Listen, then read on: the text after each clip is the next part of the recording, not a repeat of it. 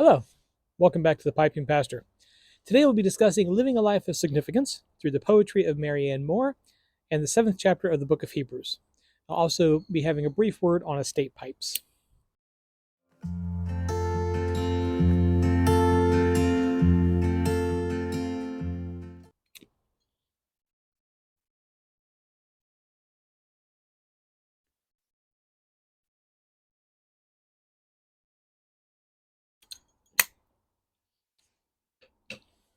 Well, to begin, you may notice that I am smoking a new pipe today. I recently received as a gift a pipe travel package from a company called Whitlock's. I'm often called upon to travel across the United States to teach and offer ministry in different capacities. And at those times, if I choose to bring a pipe with me, I have to bag it and box it and bring, my pipe tools and lighter and various different things and just kind of figure out a way to put them in my travel bag. And this little package that I received as a gift now allows me to put all this into one handy little bag. It's a waxed canvas, very durable, very well made. And the pipe that comes with it is actually rather nice. It's an ebony pipe, so it's not briarwood. You can see it's got some really nice coloring there, and it smokes rather well.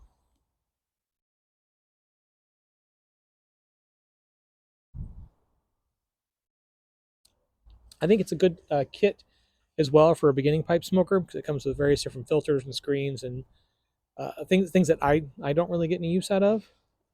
But if you're new to pipe smoking, it might be a good way to go, and it's not too terribly inexpensive. It's not too terribly expensive either.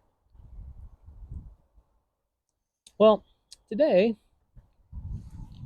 we're going to be discussing living a life of significance. And before we get into that, I have to mention that I also recently purchased my first aromatic tobacco. I thought, well, you know what? I've got a new pipe. Now would be a good time to try an aromatic out. Counter to the way most people get into pipe smoking, I didn't start with an aromatic and work my way to a deep English. I started with a deep English, and I'm only now, several years in, smoking my very first aromatic. I don't really care for artificial flavors, and my only experience with aromatics have been going to the tobacconist and seeing these large jars of pipe tobacco labeled black cherry and caramel, and I didn't really trust it. So, in this little experiment, I went with Eileen Stream because it was recommended by Mutt and Shot Piper, who some of you may watch that channel if you're in the pipe smoking world. An incredibly insightful tobacco expert. I don't think he would ever refer to himself that way. He seems like a rather humble gent, but he does seem to have a very discerning palate. And even though he has what we would refer to in the wine world as a candied palate, he tends to go towards the sweet side on things. He does have a great deal of knowledge, and it's a tobacco that he has in his rotation. So I gave it a go, and it wasn't bad. I was expecting it to be incredibly sweet. The flavoring is Irish cream and white chocolate truffles. So I was expecting just this blast of sweetness, and it wasn't. I mean, it was sweet to be sure, but it was rather light and little to no aftertaste. So it didn't linger in the mouth. It's rather like cotton candy, like a burst of sweetness, and then it dissolves to nothing. So it's a really light tobacco. Um, it's probably not going to be one of my regular afternoon smokes. I would relegate that to a morning smoke, and I don't really have time during the week for a morning pipe. My day usually starts around 5:30, and I go do my run or I go to the gym and then come back to my Bible study, get ready, and go to work. So I don't really have time to linger over a pipe in the morning. And the weekend mornings are usually just as busy to start with. So on the rare occasions when I have a weekend morning where I can just sit on the back porch and have some time to myself without having to rush out, I think that would be my go-to tobacco. So it may indeed take me a while to get through that tin of Eileen Stream that I purchased, but I have no doubt that I will eventually. So as you may have guessed, I'm not smoking it now. I'm back to the last little bit of my Peterson Old Dublin. So, and then after this, I think I'm going to try some Peter Stokkebye's.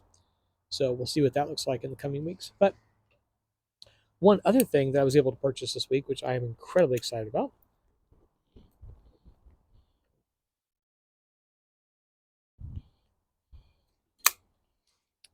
Malcolm Geit's book of poetry. See right there, Sounding the Psalms. We're going to get into this, and I'm going to do some readings from this because this is incredible. I love Malcolm Geit's poetry. Recently introduced to it, in all honesty. I found his YouTube channel a wee while ago, and his taste in poetry is just phenomenal. He's a very well educated gentleman. Seems like a right kind chap that you just love to sit and smoke a pipe with. And his work in this book, oh my goodness! I opened the book and I read the first poem, and I was just I was floored. It was like getting a hug from words. Uh, it's hard to explain, but we'll get into that. I don't want to get too far into it now because I will have an entire episode probably just on some of this. And I ordered a couple more of his books.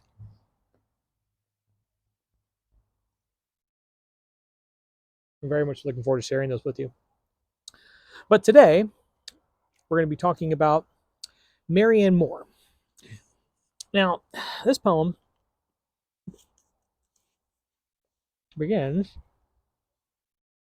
with her recollecting a time along a river where she was feeding a swan. And then it kind of moves into a description of human nature. There we are. I remember a swan under the willows in Oxford with flamingo colored maple leaf-like feet. It reconnoitered like a battleship.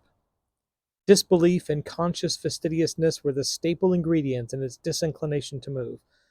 Finally, its hardihood was not proof against the proclivity to more fully appraise such bits of food as the stream bore counter to it. It made away with what I gave it to eat. I have seen this swan, and I have seen you. I have seen ambition without understanding in a variety of forms.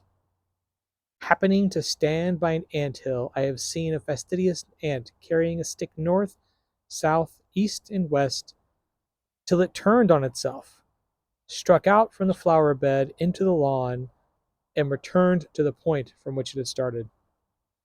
Then, abandoning the stick as useless and overtaxing its jaws with a particle of whitewash, pill-like but heavy, it again went through the same course of procedure. What is there in being able to say that one has dominated the stream in an attitude of self-defense, in proving that one has the experience of carrying a stick? I just love this because it's such a clear presentation of human nature, and she uses of course the natural world, the swan and the ant, as sort of an analogous representation of how we kind of just run about to get things done, right? We swim against the stream to get the piece of bread. We carry around the heavy stick with no real clear purpose, just to say that we've carried it. We overtax ourselves simply for the purpose of overtaxing ourselves, when at the end, none of these things are long lasting. None of these things are of any real great importance, yet they consume all of our energy. And when I was reading this poem, it put me in mind of Hebrews chapter 7, verse 16. One who has become a priest, not through a legal requirement concerning physical descent, but through the power of an indestructible life. Now, of course, he's talking about Jesus there, and the fact that Jesus was a priest in the order of Melchizedek. So not because of lineage from Aaron or not because of any legal requirement, but because of an indestructible life, because of the impact that Jesus had, the long-lasting, eternal impact of Jesus Christ. And he compares Jesus to Melchizedek, because Melchizedek, of course, was this priest, this image, and many people argue that it's a prefiguring of Jesus Christ and the pre-incarnate Christ in the Old Testament, and that's a discussion for another day. Pre-incarnate Christ in the Old Testament, but it's an image of Melchizedek, not as a descendant of Aaron and following these different lines of legal descriptions of priesthood and so forth, but because Melchizedek as a person had this great and massive impact, right? Melchizedek, of course, is the priest who Abraham offered a tithe to, and all this goes back to the impact and the legacy that is left, right? Marianne Moore is there talking, and the poem there is critics and connoisseurs. So take from that what you will. But what Marianne Moore is talking about there is like, she's like, what's the point, right? What's the point in carrying a stick to say you've carried it? What's the point in struggling against a stream? What's the reason for it? What's the reason behind it, right? And it's almost a Larkin-esque kind of a poem in that it seems almost morose or hopeless. Like, yeah, what is the point? Why should we even strive, right? I mean, you can strive your whole life and maybe get a statue of yourself, and the statue crumbles to dust, and 500 years from now, nobody remembers you, right? But in Hebrews, in chapter 7, we get the why. We get the why we do work. And if it's for the purpose of eternal salvation, right? If it's for the work of the kingdom, if it's for something eternal that can leave a legacy, then that effort is not pointless. Then it's not struggling against a stream just to struggle. Then it's so that those around you, those that come after you, are pointed towards the kingdom. And they may not remember you, right? You may not get a statue, you may not be remembered in human memory forever, right? But the impact you can still have is eternal. The final resting place of John Knox, the father of the Reformation in Scotland, the founder of Presbyterianism, one of the most important figures in Protestant Christianity, his final resting place is a parking spot behind St. Giles Cathedral in Edinburgh. There's a little stone engraving on a parking lot. I think it's like G7 or something. I don't know. But it's still a used parking spot. People just park there. That's his final resting place. There's no great monument to him, but his impact in preaching the gospel goes way beyond him. It's not about him. It's about the legacy that he left. In the same way, that's kind of what Marianne Moore is talking about there, right? Everything we do here, just kind of like scurrying about on our own, it is really rather kind of pointless. It's the eternal things left behind. Those are the things that last. Now, typically, I end my message right there with a bit of a heavy note and then a see you later, but I did promise to mention estate pipes.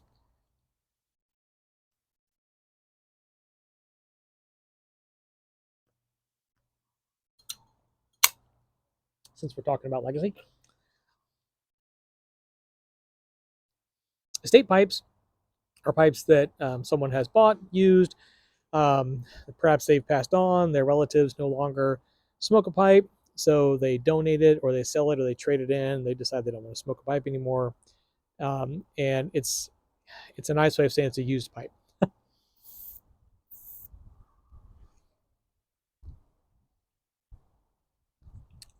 I received my first estate pipe as a gift, and it's a German Jaeger pipe. It's a briarwood pipe made in France, World War II. And I don't smoke it. It's a beautiful pipe. And I cleaned it and restored it. It's got some really nice silver fastenings on it, silver wind cap, but there's a crack in the bottom of the briar bowl, so it's not smokable. But estate pipes are a great way to get into pipe smoking if you want to get a nice pipe, but you don't want to spend several $100s. Now, you can also always get one of these ebony pipes like I got here from Whitlock. There's nothing wrong with it. It's a perfectly good pipe. Obviously, briar is the go-to wood, but ebony's not bad. There's other hardwoods that aren't bad. But this pipe by itself without the kit, maybe 30-40 bucks, something like that probably. So however, like the more expensive handmade pipes, like the Boswell pipe that I have was a couple hundred, and pipes can get up to $1,500, $2,000 a pipe. So you can get a good quality pipe by purchasing an estate. You can purchase an estate pipe that from Boswell or from 7LA Peterson. Peterson's been around for a long, long time. You can get an old classic pipe there, and they're relatively inexpensive. And SmokyPipes.com has estate pipes on there, and there's very different websites. And you can also go to your local tobacconist and just say, I want to take a look at the estate pipes. There's nothing wrong with them. They've been cleaned, they've been sanitized. The carbon cake, in most cases, is going to have been nearly completely removed. So you'll have to kind of start over, almost like breaking it in again and rebuilding a carbon cake. But that's good because then you don't have any kind of ghosting on it. If you purchase an estate pipe from an auction website where it's literally just someone has passed on and they're going through and selling their things, then you want to go through the process of cleaning and sanitizing it yourself, and you'll want to get some special tools for that. We'll go through that in another video. But generally speaking, you can purchase an estate pipe that's already been taken care of and already done that, already have that done to it from your local tobacconist or online, and that's probably an easier way to go than to try to get it all done yourself. And there's nothing wrong with it. Again, they're very useful pipes, and it's a good way for you to build a legacy of a pipe smoker that has come before you. So, well, that is all we have for this time. So, until next time, happy reading.